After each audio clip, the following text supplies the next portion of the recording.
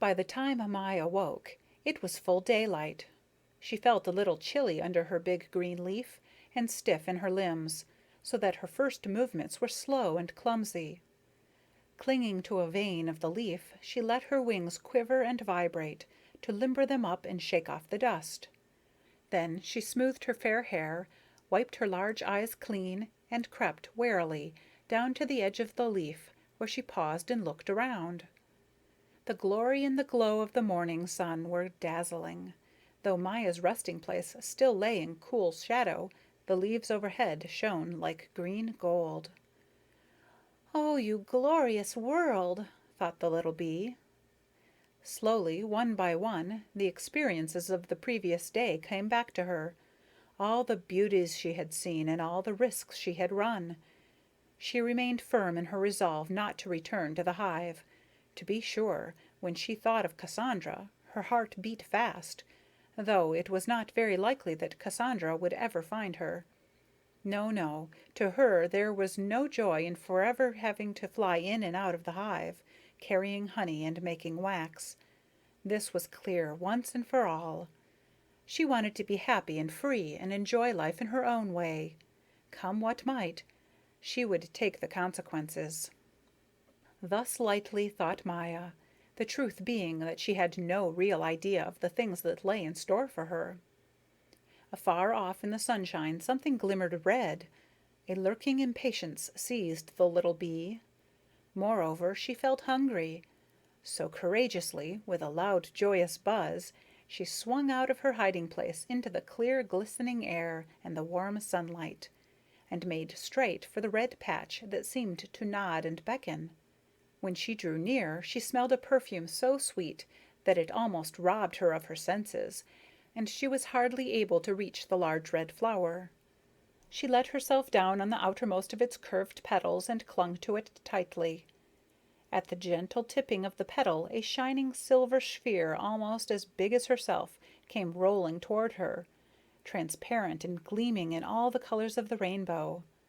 Maya was dreadfully frightened, yet fascinated too by the splendor of the cool silver sphere, which rolled by her, balanced on the edge of the petal, leapt into the sunshine, and fell down in the grass.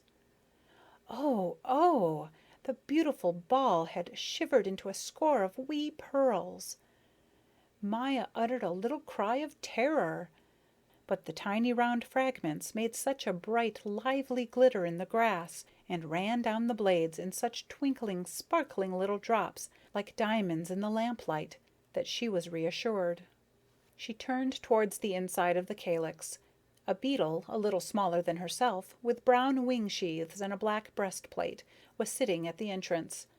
He kept his place unperturbed, and looked at her seriously, though by no means unamiably.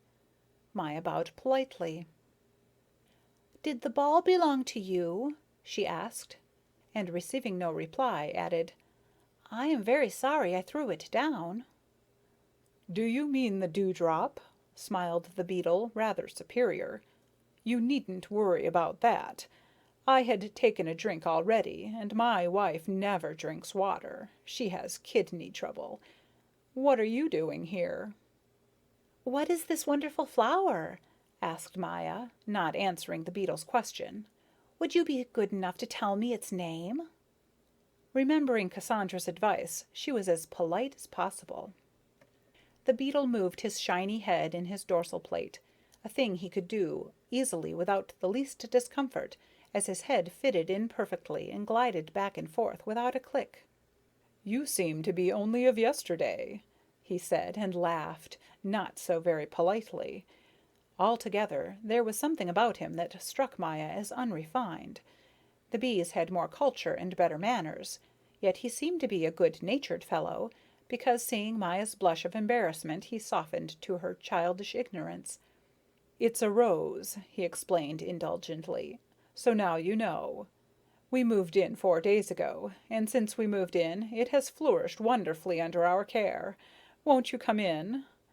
Maya hesitated, then conquered her misgivings and took a few steps forward. He pressed aside a bright petal. Maya entered, and she and the beetle walked beside each other through the narrow chambers with their subdued light and fragrant walls.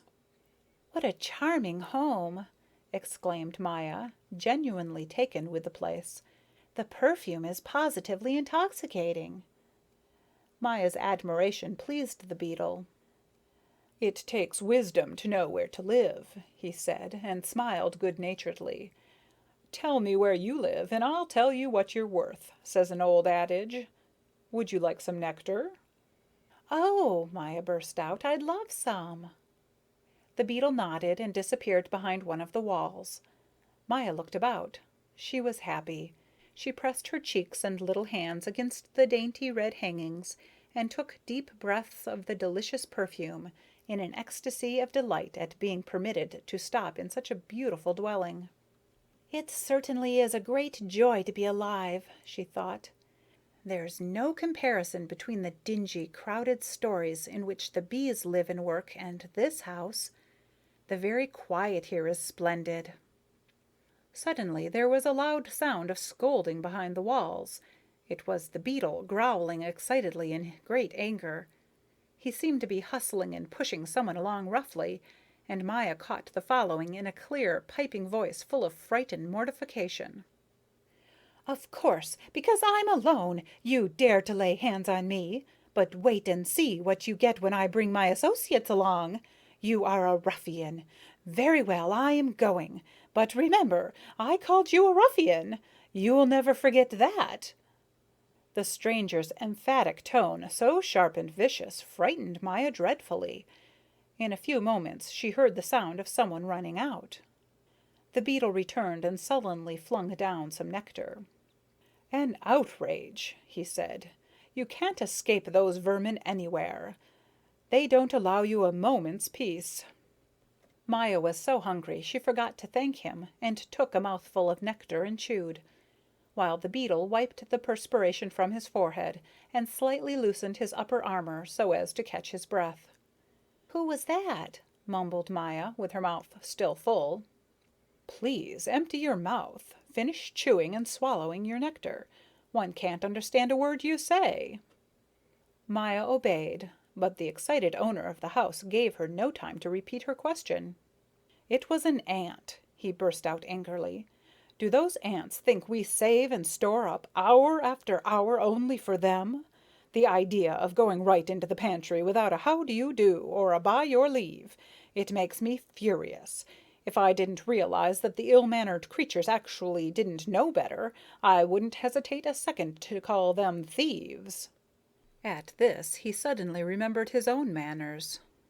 "I beg your pardon," he said, turning to Maya. "I forgot to introduce myself. My name is Peter, of the family of rose beetles." "My name is Maya," said the little bee shyly. "I am delighted to make your acquaintance." She looked at Peter closely. He was bowing repeatedly and spreading his feelers like two little brown fans.